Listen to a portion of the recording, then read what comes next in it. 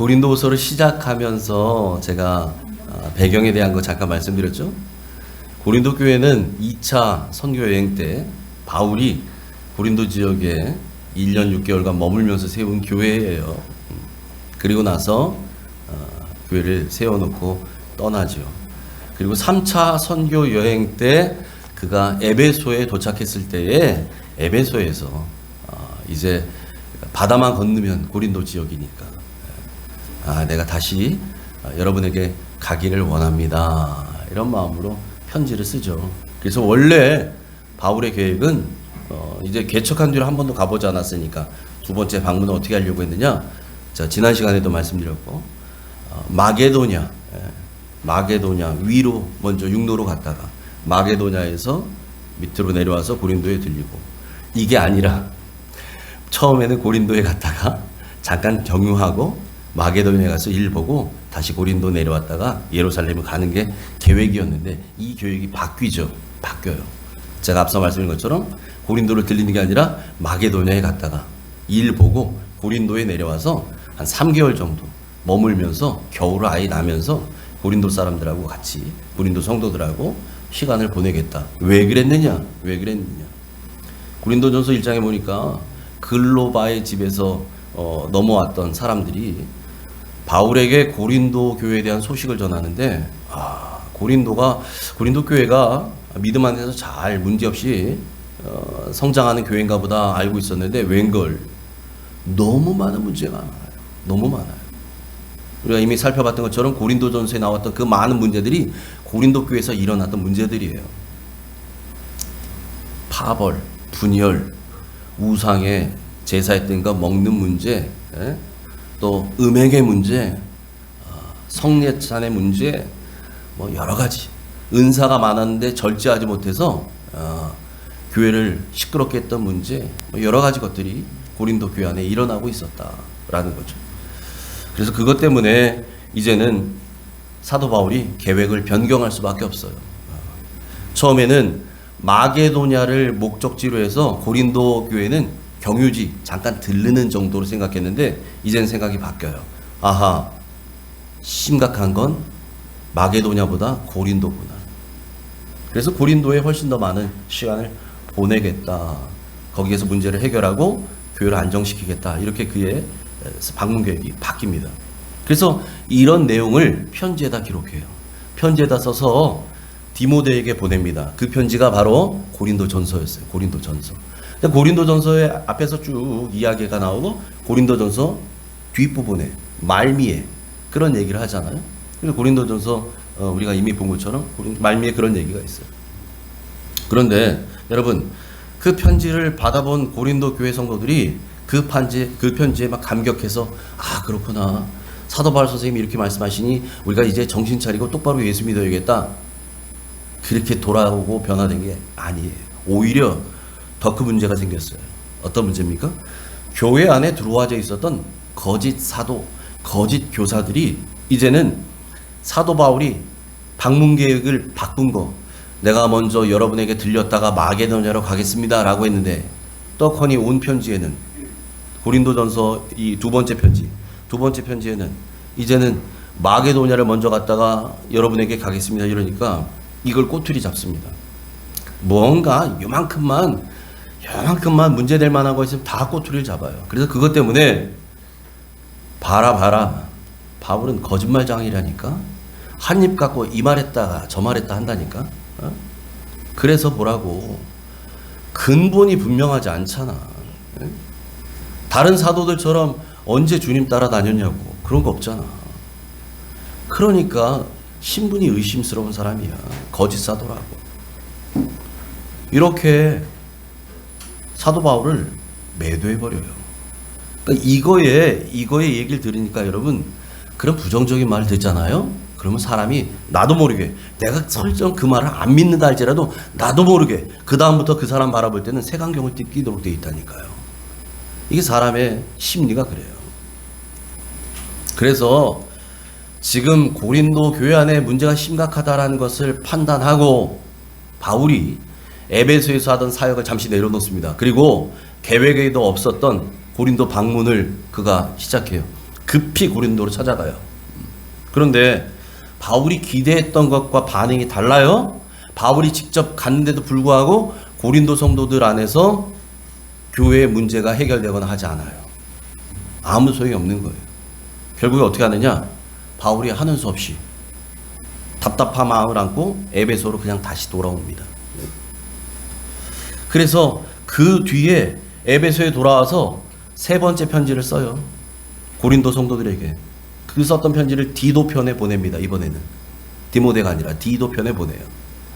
그렇게 보내고 났는데 그 보낸 편지를 그래서 앞에서 여러분 설명한 것처럼 이 편지를 눈물의 편지라 그럽니다. 힘이 많은 근심과 걱정과 고린도 성도들에 대한 그 답답한 마음에 많은 눈물을 흘리면서 편지를 써서 보냈거든요. 그래서 이 편지를 눈물의 편지라고 해요. 첫 번째 보냈던 편지와 마찬가지로 이 세 번째 편지는 우리에게 전해지지 않아요. 우리에게 전해지는 편지는 두 번째 보냈던 고린도 전서, 그게 성경에 남아있는 거. 그런데 감사하게도 다행히도 그렇게 눈물로 써서 보낸 편지를 받아든 고린도 성도들 심령에 변화가 일어나요. 변화가 일어나요. 그래서 그것에 대한 소식을 디도에게 들어요. 마게도냐에서 디도를 만났는데 디도가 그 얘기를 전해줘요. 선생님, 드디어 선생님이 보냈던 그 지난번 편지, 세 번째 보내셨던 저에게 주셨던 그 편지를 받고서 고린도 성도들 안에서 변화가 일어났어요. 그래서 그 소식, 기쁜 소식을 듣고서 바울의 마음이 얼마나 감사한지 그 마게도냐에서 다시 편지를 씁니다. 그 편지가 바로 고린도 후서. 우리가 지금 살펴보고 있는 고린도 후서입니다. 그래서 오늘 읽었던 우리 본문의 시작을 바울이 이렇게 시작하는 거예요. 23절, 24절 같이 읽습니다. 시작. 내가 내 목숨을 걸고 하나님을 불러 증언하시게 하노니 내가 다시 고린도에 가지 아니한 것은 너희를 아끼려 함이라. 우리가 너희 믿음을 주관하려는 것이 아니요 오직 너희 기쁨을 돕는 자가 되려 함이니 이는 너희가 믿음에 섰음이라. 아멘. 아멘. 고린도 교회에 있는 거짓 사도, 거짓 교사들은 사도 바울이 오기로 했다가 바로 안 오고 마게도냐 들렸다 나중에 올게 뭐 이렇게 바꿔버리니까 이걸 빌미로 거짓말을 했다, 한 입 갖고 두 얘기한다, 싸잡아서 비난하고 그를 매도해 버렸는데 바울이 지금 뭐라고 얘기해요? 여러분에게 내가 바로 고린도에 가지 않고 마게도냐에 갔다가 들렸다가 나중에 가겠다고 이렇게 계획을 바꾼 것은 이건 내가 내 맘대로 내 인간적 생각대로 그렇게 바꾼 거 아니라는 거예요. 그리고 그 모든 것에 있어서 이것은 하나님이 증인이 되신다. 그래서 여러분 바울이 뭐라고 시작해요? 내가 내 목숨을 걸고 하나님을 불러 증언하게 하시노니. 무시무시한 얘기 하잖아요. 이게 무슨 말입니까? 내가 목숨을 걸고 하나님이 내 증인이 되신다. 내가 만약에 이 말이 거짓말이면 하나님 날 죽이셔도 좋다. 이런 얘기예요. 하나님이 날 죽이실 거다. 난 떳떳하고 당당하다 이 얘기예요. 난 여러분에게 내가 이 말하고 저 말하고 내 기분에 따라서 앞에서는 예하고 뒤에서는 아니요 했던 거 아니라는 거예요. 난 여러분을 위해서 그렇게 한 것이다. 그래서 여러분을 위해서 그 계획이 잠시 변경된 것이다. 내가 고린도에 가지 아니한 것은 너희를 아끼려 함이라. 여러분을 위한 겁니다. 그러면서 뭐라고 얘기합니까? 바울은 이제 고린도 성도들의 믿음을 주관하려는 고린도 성도들의 믿음을 확 쥐고서요 막 흔들고 이래라 저래라 하는 그런 사람이 되려고 하는 게 아니라 그들의 기쁨을 돕는 자가 되기를 원한다. 이렇게 얘기해요. 너희의 기쁨을 돕는 자가 되려 함이니. 여러분 자녀가 어릴 때는 여러분의 자녀가 어릴 때는 어떻게 하셨어요? 우리 자녀가 하는 모든 행동, 모든 결정 이거 다 누가 결정해요? 부모가 하잖아요. 여러분이 알아서 다 주관했잖아요. 부모가. 애가 뭘 알아요? 자기 일에 책임도 못 지는 거. 뭐가 좋은지도 모르고. 그러니까 부모가 현명하게 결정하고 계획 세워주고 이렇게 해라 이렇게 해라. 그러니까 여러분 애들이 이걸 나중에는 엄마는 나에게 잔소리만 해. 아니 혼자 못하니까 알려주는 거잖아요. 그런데 그 자녀가 장성하면 어떻게 합니까? 장성한 자녀는 스스로 알아서 결정하고 행동할 줄 알아요. 그래야 되고요. 그렇게 할 수 있도록 부모는 돕는 역할을 해주는 사람이죠. 예. 아이 자녀가 컸는데도 뭐 공부해라 밥 먹어라 이런 소리 하면 그게 성인이겠어요. 자기가 알아서 자기 앞가림 하는 거잖아요. 예. 그러니까 뭐 애가 컸는데도 뭐 이 회사 가라 저 회사 가라 이 직장 가라 뭐 누구 만나라 만나지 마라. 아유 얼마나 피곤해요. 자기 인생을 자기가 책임질 나이가 되는 게 성인이잖아요. 자기 행동에 책임을 지는 나이가 되는 게 성인이잖아요. 부모는 그때는 뭐 하느냐? 그렇게 제대로 올바르게 결정하고 행동하고 판단하고 할 수 있도록 도와주는 서포터의 역할만 하면 되는 거예요. 바울도 지금 그런 얘기하는 거예요. 이제 내가 여러분의 믿음을 막 주관하는 사람이 되는 게 아니라 여러분의 기쁨을 돕는 사람이 되고 싶습니다. 왜 그러느냐? 이는 너희가 믿음 안에 섰습니다. 이제는 여러분이 믿음의 안에 든든히 서갔기 때문에 난 섰다고 보기 때문에 그렇게 하려고 한다. 그래서 이제는 다시는 두 번 다시 여러분에게 근심 중에 가지 않겠노라 다짐합니다. 2장 1절부터 3절 같이 읽습니다. 시작. 내가 다시는 너희에게 근심 중에 나아가지 아니하기로 스스로 결심하였노니 내가 너희를 근심하게 한다면 내가 근심하게 한 자밖에 나를 기쁘게 할 자가 누구냐? 내가 이같이 쓴 것은 내가 갈 때에 마땅히 나를 기쁘게 할 자로부터 도리어 근심을 얻을까 염려함이요 또 너희 모두에 대한 나의 기쁨이 너희 모두의 기쁨인 줄 확신함이로라. 아멘.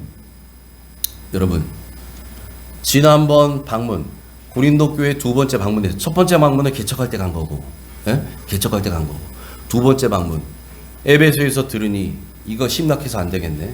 계획이 없던 방문을 했잖아요. 갔는데 웬걸 기대와는 딴판이야. 바울이 직접 갔는데도 이게 교통 정리가 안 되는 거예요. 교회가 너무 답답해서 근심을 안고 그냥 돌아와 버렸어요. 바울이 그냥 돌아왔다고요. 그렇게 돌아와서 이제는 그들에게 그리고 와서 그들에게 눈물의 편지를 썼잖아요. 여러분 그때 그 두 번째 방문했을 때 사도 바울도 그렇고 고린도 교회 성도들도 그렇고 마음의 상처를 입은 것이 분명합니다. 그래서 오늘 고린도 후서 2장 3절에 특별히 3절에 바울이 이렇게 얘기하잖아요. 내가 이같이 쓴 것은 내가 갈 때에 내가 다시 갈 때에 마땅히 나를 기쁘게 할 자들로부터 바울을 마땅히 기쁘게 할 자들이 누굽니까? 고린도 교회 성도들. 고린도 교회 성도들로부터 도리어 근심을 얻을까 염려가 되기 때문입니다. 그래서 내가 그렇게 편지를 쓴 겁니다. 이게 눈물의 편지의 내용이었어요. 눈물로 편지를 썼어요. 이 얘기를 들어보니 아하 정확하게 어떤 문제로 어떤 일로 인해서 상처를 받았는지는 우리는 모르지만 이걸 보니까 아하 바울도 고린도 교회 두 번째 갔을 때 고린도 성도들로부터 마음의 상처를 받은 거예요. 바울도 고린도 성도들도 아마 그랬을 거예요. 그래서 이제 내가 다시 갔을 때는 여러분에게 그렇게 상처받고 싶지 않습니다. 그래서 내가 그렇게 편지를 썼습니다. 이런 얘기예요. 이런 얘기라고 3절이. 그러니까 그가 1절에 뭐라 그래요? 내가 다시는 너에게 근심 중에 가지 않기로 결심했습니다. 이런 마음으로 내가 여러분에게 가는 것 그건 옳지 않습니다. 여러분 지금 사도 바울과 고린도 성도들에게 필요한 게 뭐냐면 상처난 관계의 회복이 필요해요. 지금 그런 상태예요. 예? 여러분 상처가 아물지도 않았는데 그 상처 자꾸 손대면 어떻게 해요? 덧납니다. 상처만 도져요. 상처는 아물고 회복하고 치료되는데 시간이 필요해요. 시간이. 그렇잖아요. 어디 상처 났을 때도 아물도록 딱지지고 딱지가 떨어지고 새살이 날 때까지 기다려줘야 되잖아요. 이거 기다리지 못하고 자꾸 만져. 그럼 덧나잖아요. 여러분 사람들과의 관계도 마찬가지. 상처가 해결되지 않았어요. 이럴 때는 잠시 뭐가 필요해요? 기다려주는 시간이 필요해요. 상처가 아무는 시간이 필요해요. 그래서 바울이 곧바로 지금 이 상태에서 곧바로 내가 여러분에게 다시 가겠습니다 하지 않아요. 마게도냐를 들렸다가 그리고 나서 일 보고 나중에 가겠다. 여러분 그런 내용들을 얘기합니다. 그러면서 그 지난번에 썼던 이 눈물의 편지 세 번째 편지를 쓸 때에 사도 바울의 마음이 어땠는지를 4절에서 말해요. 그리고 그 편지를 왜 썼는지 목적에 대해서도 말하잖아요. 4절 같이 읽습니다. 시작.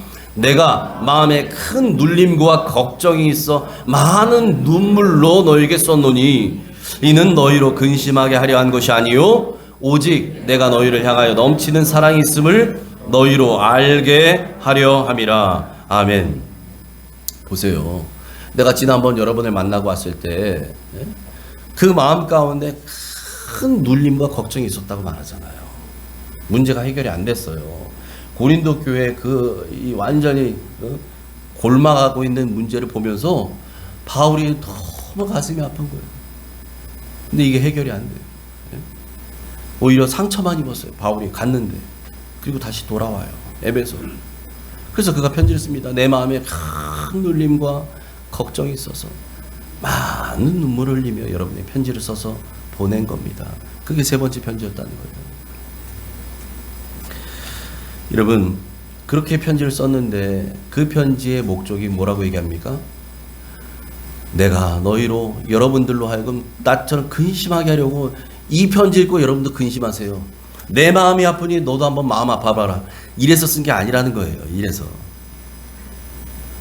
여러분은 비록 나에게 상처 줬을지 모르지만 그리고 여전히 그 문제 때문에 고린도 교회가 정말 이 많은 문제 속에서 교통정리가 안 되고 있고 썩어가고 있고 아파하고 있고 교회에서 정말 이 나지 말아야 될 음란의 냄새가 나고 있고 우상의 냄새가 나고 이러고 있지만 나는 여러분을 얼마나 사랑하는지 그걸 여러분이 알기를 원합니다. 그래서 그런 말하잖아요. 오직 내가 너희를 향하여 넘치는 사랑이 있음을 너희로 알게 하려고 편지를 써서 보낸 겁니다. 이 얘기예요. 그러면서 바울이 성도들에게 뭐라고 권면하느냐? 이렇게 권면해요. 5절 6절 같이 읽습니다. 시작. 근심하게 한 자가 있었을지라도 나를 근심하게 한 것이 아니요 어느 정도 너희 모두를 근심하게 한 것이니 어느 정도라 함은 내가 너무 지나치게 말하지 아니하려 함이라. 이러한 사람은 많은 사람에게서 벌 받는 것이 마땅하도다. 좀 어려워요. 지금 개역개정 성경의 말이 어려워. 이게 뭔 말인가 해요. 근심한 자가 있었을지라도. 여러분 고린도 교회 안에 문제를 일으키는 문제의 주동자가 있었어요. 주동자가 있었어요. 거기에 흘러 들어왔던 이 거짓 사도, 거짓 교사들, 뭐 그런 사람들 뿐만 아니라 그로부터 완전히 세뇌당한 사람들. 맞아. 바울 어쩐지 말하는 게 어눌하더라고. 편지는 그럴싸한데 실제로 사도 바울 설교를 들어보니 알잖아. 아볼로만도 못해. 말이 어눌해 그 사람. 출신이 아무래도 제대로 된 신학도 안 한 사람이다 보니까 그런 것 같아. 그러니 그런 사람한테 배운 게 맞겠어? 예루살렘에서 이번에 새로운 선생님들 계시잖아. 이분들 봐. 이분들하고 다르잖아. 여러분 그렇게 해서 사도 바울을 대적했던 자들. 그걸로 인해서 사도 바울 마음에 근심이 생겼는데요. 이건 사도 바울 개인의 문제만이 아니라는 거예요. 나를 근심하게 한 것이 아니고 너희 모두를 근심하게 한 것입니다. 고린도 교회 전체를 근심에 빠뜨린 사람이 되었다. 사도 바울을 대적하는 일에 주동했던 사람. 여러분 그렇잖아요. 보세요. 가정에서도요. 엄마 아빠가 근심이 생겼어요. 부모에게 근심이 생겼네. 부모가 근심하고 있는 모습을 봤어요. 그러면 여러분 그 가정의 분위기가 어떨까요? 말은 하지 않았지만 그 문제에 대해서는 잘은 몰라도 여러분 아이들도 눈치가 백단이거든요. 부모의 근심은요 가족 전체에 영향을 미칩니다. 가족 전체에 영향을 미쳐요. 지금 그 얘기를 하는 거예요. 지금 온 교회가 근심이 쌓여 있고 이것 때문에 완전히 회색 빛깔로 뒤덮여 있어요. 그래서 바울이 뭐라고 얘기하느냐? 여러분 부모가 기뻐하면 자녀도 기뻐하거든요. 여러분 어린 자녀들 보세요. 엄마 아빠가 뭔지 모르는데 되게 오늘 즐거워해. 행복해. 그럼 애도 그냥 기뻐해요. 엄마 아빠가 슬퍼하면 애도 그냥 같이 슬퍼해요. 가족이기 때문에 그래요. 가족이기 때문에. 바울의 기쁨은 곧 고린도 성도들의 기쁨이 되는 것이고요. 바울의 근심은 고린도 성도들의 근심이 되기 때문에 그렇다는 거예요. 그래서 나만 근심하게 한 것이 아니라 여러분 전체를 근심하게 만든 겁니다. 그렇게 말하는 거죠. 그래서 바울을 대적했던 그 사람을요, 그 자를 고린도 성도들이 어떻게 했느냐? 벌을 내렸다는 거예요. 벌을 내렸다. 근데 여러분 오늘 6절에 우리가 보고 있는 개역개정 성경의 6절은 이렇게 되어 있죠. 이러한 사람은 많은 사람에게서 벌을 받는 것이 마땅하도다. 이게 벌을 받았다는 거야. 벌을 줘야 된다는 거야. 잘 모르겠어요. 이 구절을요, 우리가 보는 개역개정 성경보다 세번역 성경이 보다 더 헬라 원문에 가깝게 번역해 놓고 있는데, 그래서 여러분 세번역 성경에 뭐라고 되어 있는지 한번 준비했어요. 같이 함께 읽어보죠. 고린도후서 2장 6절입니다. 같이 읽습니다. 시작. 여러분 대다수는 그러한 사람에게 이미 충분한 벌을 내렸습니다. 아멘. 그러니까 바울을 비방하고 또 대적했던 그 주동자를 교회가 이미 징계했단 말이에요. 징계했다. 교회가 징계했다. 그 눈물의 편지를 받고 교회 안에 변화가 일어났어요. 아하, 우리가 이러면 안 된다. 정신 차리자. 이건 하나님 기뻐하시는 거 아니다. 우리 여기서 분열되어 싸우고 뭐하고 또 더군다나 우리에게 복음을 심어주고 이 고린도 교회를 세우는데 헌신했던 바울 선생님을 우리가 거짓 사도라고 욕하고 또 싸잡아서 비난하고 이 말했다 저 말했다 하는 사람이라고 하고, 그러다 보니까 여러분 바울 하나의 인격이 다치는 문제가 아니에요. 여러분 지난번에 말했지만 바울이 올바른 하나님의 복음을 전하는 사도가 아니라면 뭐가 문제가 되느냐? 고린도 교회의 복음이 훼손을 당하는 거예요. 자기들이 배웠던, 자기들이 믿었던 예수 그리스도의 복음이 훼손당하는 거예요. 믿음으로 구원받는다는 것 자체가 훼손당해요. 그러니까 예루살렘에서 흘러들어온 유대인 랍비들, 유대인 이 사도들, 선생들, 이 사람들의 말처럼 믿음으로 구원받는 거 맞지. 그런데 그것만으로 되겠어? 모세의 할례도 지켜야 된다니까. 모세 율법도 지켜야 된다고. 이렇게 가는 거라고, 이렇게. 그러면 이게 아주 골치 아파져요. 다시 도루묵되는 거예요. 다시 유대교로 돌아가는 거예요. 여러분, 그런데 그 안에서 하나님의 은혜로 교회 안에 변화, 새로운 회복의 변화가 일어나기 시작하면서 거기에서 그 바울을 대적했던 그 주동했던 사람들에 대해서 교회가 징계했다라는 겁니다. 여러분, 요즘 교회 내의 권징이 거의 사라졌잖아요. 교회에서 권징하더라 이런 교회 별로 찾아보기 어렵잖아요. 그런데 권징은 하나님, 예수님께서 우리에게 주신 명령이에요. 마태복음 8장 15절부터 17절 같이 읽습니다. 시작. 네 형제가 죄를 범하거든 가서 너와 그 사람과만 상대하여 권고하라. 만일 들으면 네가 네 형제를 얻은 것이요, 만일 듣지 않거든 한두 사람을 데리고 가서 두세 증인의 입으로 말마다 확증하게 하라. 만일 그들의 말도 듣지 않거든 교회에 말하고 교회의 말도 듣지 않거든 이방인과 세리와 같이 여기라. 아멘. 무슨 말입니까? 성도들 중에 한 사람이, 예수 안 믿는 사람은 말할 것도 없고 그런 사람은 관여할 일도 아니고, 함께 믿음 생활하는 우리 지체 중에 누군가가 죄를 범했어요. 그런데 이걸 돌이키지 않아요. 회개하지 않아요. 여전히 그냥 깨닫지 못해요. 죄로. 이럴 때는 그 사람을 조용히 불러내서 너와 그 사람과만 상대하여 그 사람에게 알아듣게 권면하라는 거예요. 집사님, 이렇게 살면 안 됩니다. 이제 멈추십시오. 회개하십시오. 돌이키십시오. 그런데 그 말을 듣고 그렇군요, 알겠습니다 하면 되는데 도루묵이에요. 말을 듣지 않으면 어떻게 하라고요? 원래 율법에서는 두세 사람의 증인이 있어야 되거든요.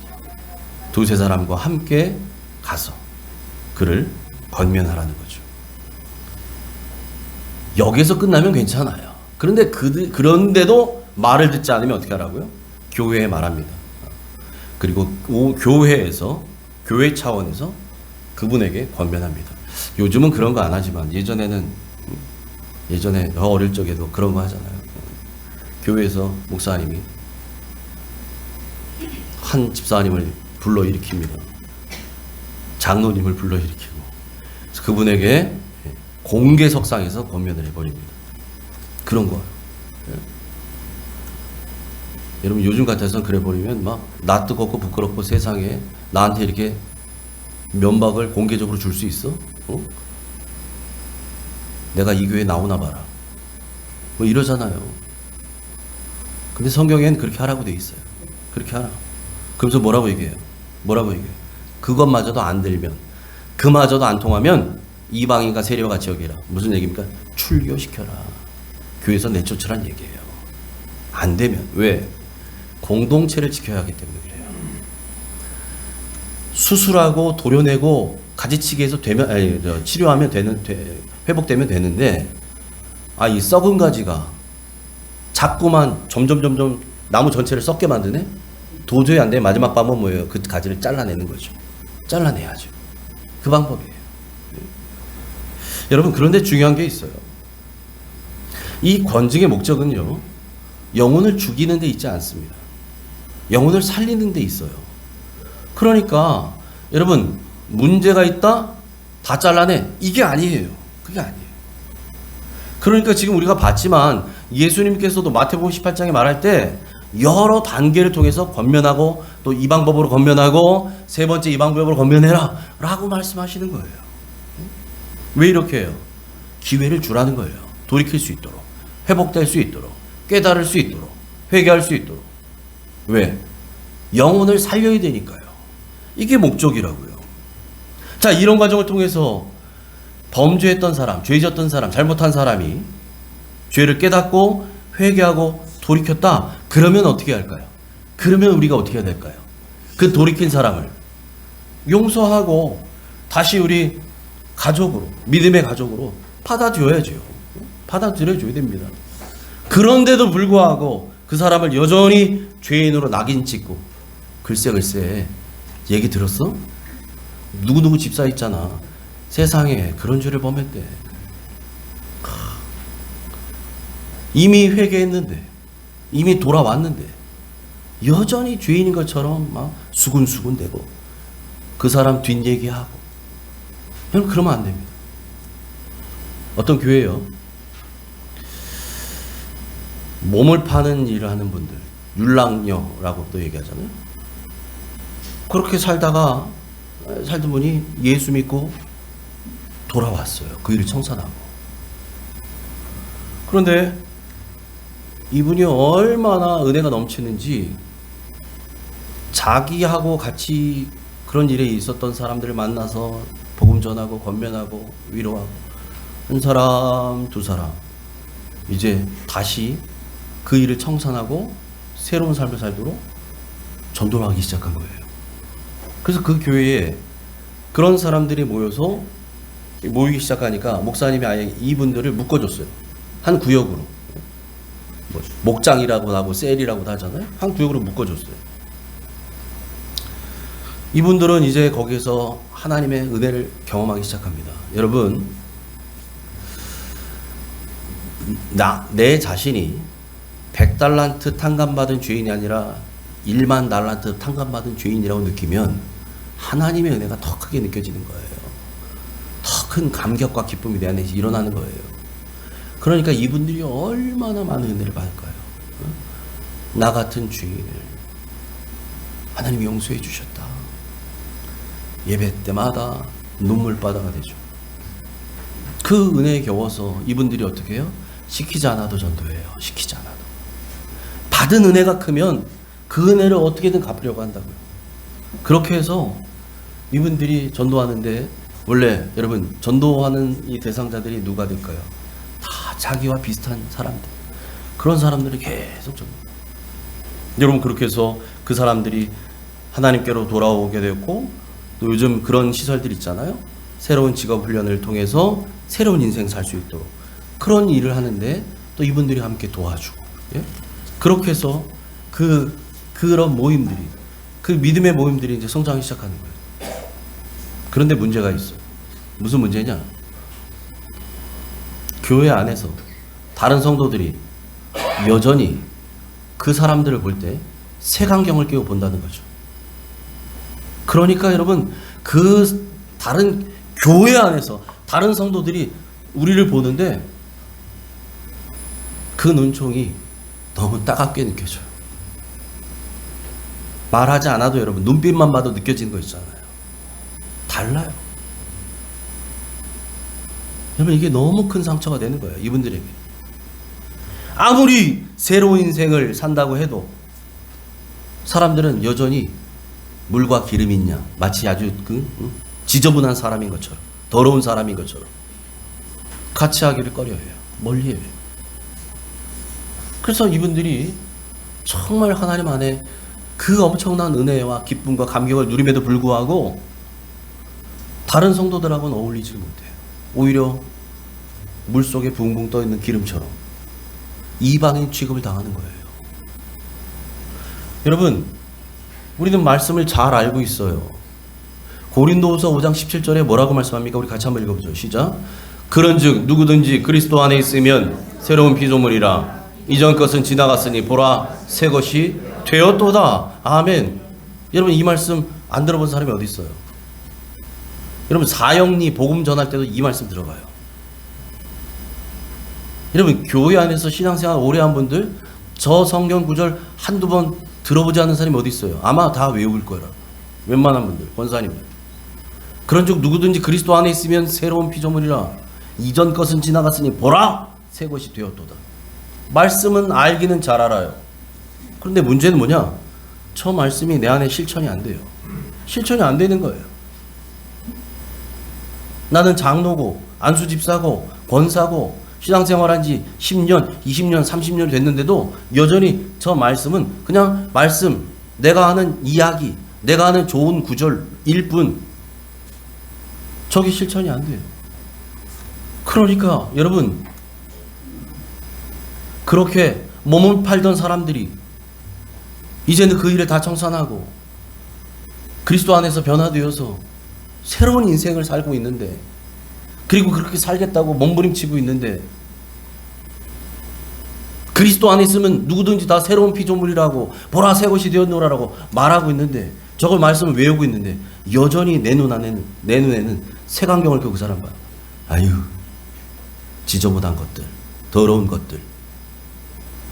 여전히 그 마음이 있어요. 가까이 가려고 하지 않아요. 같이 하려고 하지 않아요. 식사도 같이 하려고 하죠. 여러분, 그런다는 거예요. 말씀이 말씀이지 내 삶을 변화시키지도 않아요. 여러분, 이건 말씀이 아닙니다. 그래서 바울이 이렇게 권면해요. 오늘 본문 7절 8절 같이 읽습니다. 시작. 그런즉 너희는 차라리 그를 용서하고 위로할 것이니 그가 너무 많은 근심에 잠길까 두려워하노라. 그러므로 너희를 권하노니 사랑을 그들에게 나타내라. 아멘. 여러분, 이런 말이 있습니다. 수술은 잘 됐는데 사람은 죽었다. 수술은 잘 됐는데 사람은 죽었다. 이게 무슨 말이에요 도대체? 여러분, 수술은 왜 해요? 사람 살리려고 하는 게 수술이잖아요. 근데 의사가 수술은 잘 됐습니다. 꼬매는 것도 기가 막히게 꼬맸고요. 다 끝났습니다. 근데 사람은 죽었네? 여러분, 그게 무슨 잘된 수술이에요? 사람 잡은 수술이지. 여러분, 그건 말이 안 되는 얘기예요. 마찬가지입니다. 징계는 왜 한다고요? 사람 살리려고 하는 거예요. 영혼 살리려고. 여러분, 누구나 다 죄 짓잖아요. 죄 지을 수 있잖아요. 그래서 그거에 대해서 징계하는 거예요. 살리려고, 살아나라고. 예? 그 영혼 살리려고. 그런데 그렇게 해서 징계받은 사람이 돌이켰다면 그 다음엔 어떻게 해야 돼요? 주님의 사랑으로 그 사람을 용서해주고 위로해주고 격려해주고 받아주어야죠. 예? 같이 이제 하늘 가족으로 받아들여 줘야죠. 그래서 바울이 오늘 얘기하는 거예요. 그를 용서하고 위로하라. 왜? 그가 너무 많은 근심에 잠길까 두렵다. 여러분, 징계보다 중요한 건 용서와 회복인 줄 믿습니다. 용서가 있어야 돼요. 용서가 있어요. 용서 없는 징계는 징계가 아니에요. 그건 살인이에요. 살인. 사탄은 어떻게든 교회를 분열시키게 만들려고 해요. 교회를 깨지게 하려고 합니다. 혈안이 돼 있어요, 사탄은. 그래서 여러분, 틈만 나면 성도들 가운데 싹 들어와서 마음 가운데서 편을 갈라놓기 시작해요. 서로 시기하게 만들어요. 미워하게 하고 하나 되지 못하도록 만듭니다. 이게 사탄의 변함없는 전략이라니까요. 11절 같이 읽습니다. 시작.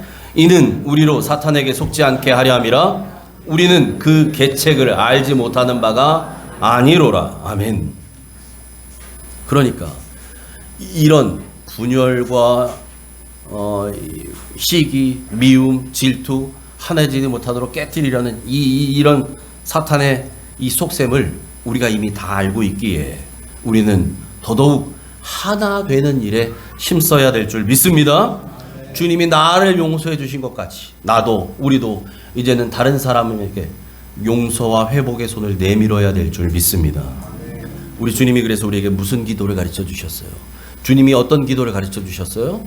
같이 읽어봅니다. 시작. 우리가 우리에게 죄 지은 자를 사하여 준 것 같이 우리 죄를 사하여 주시옵고. 여러분, 주님은 우리에게 이렇게 기도하라고 알려주셨어요. 하나님, 하늘에 계신 우리 아버지, 우리가 우리에게 죄 지은 사람을 용서해 준 것 같이 하나님, 그것처럼 우리의 죄도 용서해 주옵소서. 이렇게 기도하라고 알려주셨어요. 주님이 가르쳐 주신 이 기도에 부끄럽지 않은 저와 여러분 되시길 축복합니다. 그래서 우리 교회는 주님께 받은 사랑으로 서로 사랑하고 하나됨을 실천하는 하늘 가족이기를 주님의 이름으로 축원합니다. 아멘. 기도합니다. 하나님 아버지 감사합니다. 문제 많은 교회, 고린도 교회, 그 교회를 품고 눈물로 편지를 쓰며 그들의 회복을 구했던 바울의 서신을 통해 하나님, 오늘 우리에게도 말씀하여 주시니 감사합니다. 잘못은 누구나 할 수 있는데, 죄는 누구라도 지을 수 있는데, 그것을 징계하는 것은 그 영혼을 사랑하기에 살리기 위해서인 줄 믿사오니 하나님, 그렇게 서로를 향하여 하나님 바르게 권면할 줄 아는 우리가 되게 하실 뿐만 아니라 그렇게 해서 돌아온 성도들에게 하나님 사랑의 손을 내밀어 줄 줄 아는 우리가 되게 하여 주시옵소서. 주님이 우리를 용서해 주시되 1만 달란트를 탕감해 주셨습니다. 말할 수 없는 그 엄청난 죄를 주님은 우리를 위해 용서해 주셨습니다. 그 용서를 경험한 우리라면 우리도 우리에게 빚진 100데나리온 빚진 얼마 되지 않는 그런 죄를 지은 그런 사람에게 용서를 베풀 줄 아는 넉넉한 믿음의 사람 되게 하여 주시옵소서. 용서와 회복이 징계보다 더 귀하다는 사실을 잊지 않게 하시고 우리의 삶 가운데 날마다 용서받은 그 은혜를 잊지 않는, 그래서 용서를 베풀 줄 아는 우리 모두가 되게 하여 주옵소서. 예수님 이름으로 감사하며 기도하옵나이다. 아멘.